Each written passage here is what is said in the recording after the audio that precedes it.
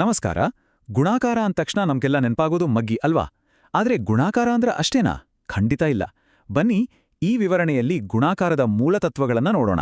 ಕೆಲವು ಸುಲಭ ಶಾರ್ಟ್ಕಟ್ಸ್ಗಳಿಂದ ಹಿಡಿದು ಒಂದಿಷ್ಟು ಬುದ್ಧಿವಂತ ತಂತ್ರಗಳ ತನಕ ಎಲ್ಲವನ್ನೂ ಅನ್ವೇಷಿಸೋಣ. ಈಗ ಈ ಚಿತ್ರವನ್ನ ನೋಡಿ. ಇಲ್ಲಿರೋ ಪೆನ್ಸಿಲ್ಗಳನ್ನ ಎಣಿಸ್ಬೇಕಂದ್ರೆ ಏನ್ ಮಾಡ್ತೀವಿ? ಒಂದೊಂದಾಗಿ ಎಣಿಸೋಕ್ ಶುರು ಮಾಡಿದ್ರೆ ಅಬ್ಬಾ ಎಷ್ಟು ಸಮಯ ಬೇಕೋ.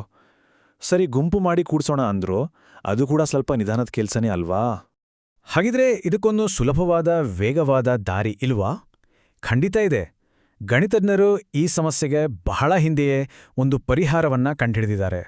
6ನ್ನ 5 ಸಾರಿ ಅಂದ್ರೆ 6+6+6+6+6 ಅಂತ ಕೂಡಿಸೋ ಬದಲು ಸರಳವಾಗಿ 6x5 ಅಂತ ಹೇಳಿದ್ರೆ ಸಾಕು. ಉತ್ತರ ಅದೇ 30.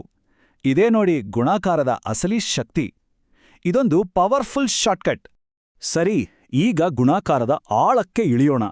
ಯಾವುದೇ ವಿಷಯವನ್ನ ಸರಿಯಾಗಿ ಅರ್ಥ ಮಾಡ್ಕೋಬೇಕು ಅಂದ್ರೆ ಮೊದಲು ಅದರ ಭಾಷೆ ಗೊತ್ತಿರಬೇಕು. ಅಂದ್ರೆ ಅದರ ಮುಖ್ಯ ಭಾಗಗಳನ್ನ ಏನೇನಂತ ಕರೀತಾರೆ ಅಂತ ನಾವು ತಿಳಿದುಕೊಳ್ಳಲೇಬೇಕು. ನೋಡಿ, ಯಾವುದೇ ಗುಣಾಕಾರದ ಲೆಕ್ಕವನ್ನ ತಗೊಂಡ್ರೂ ಅದರಲ್ಲಿ 3 ಮುಖ್ಯ ಭಾಗಗಳಿರ್ತವೆ. ಈ ಚಿತ್ರದಲ್ಲಿ ಅದನ್ನ ಸ್ಪಷ್ಟವಾಗಿ ತೋರಿಸಿದ್ದಾರೆ. ಬನ್ನಿ, ಅದೇನು ಅಂತ ನೋಡೋಣ.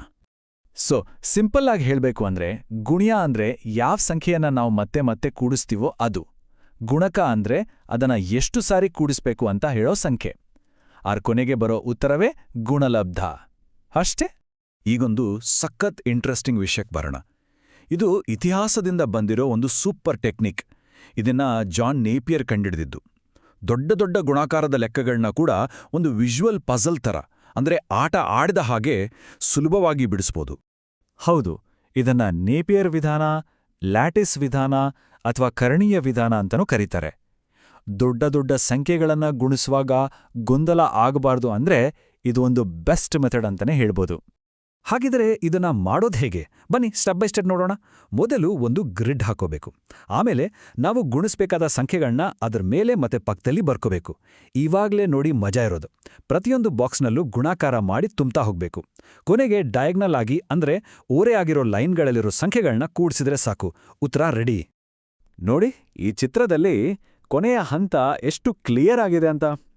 ಆ ಓರೆಯಾದ ಲೈನ್ಗಳಲ್ಲಿರೋ ಅಂಕೆಗಳನ್ನ ಕೂಡಿಸ್ತಾ ಬಂದಾಗ ನಮಗೆ ಸಿಕ್ಕ ಉತ್ತರ 9828.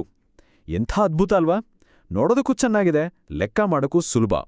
ಸರಿ, ನಿಖರವಾದ ಉತ್ತರ ಕಂಡುಹಿಡಿಯೋದು ತುಂಬಾನೇ ಮುಖ್ಯ. ಅದರಲ್ಲಿ 2 ಮಾತಿಲ್ಲ.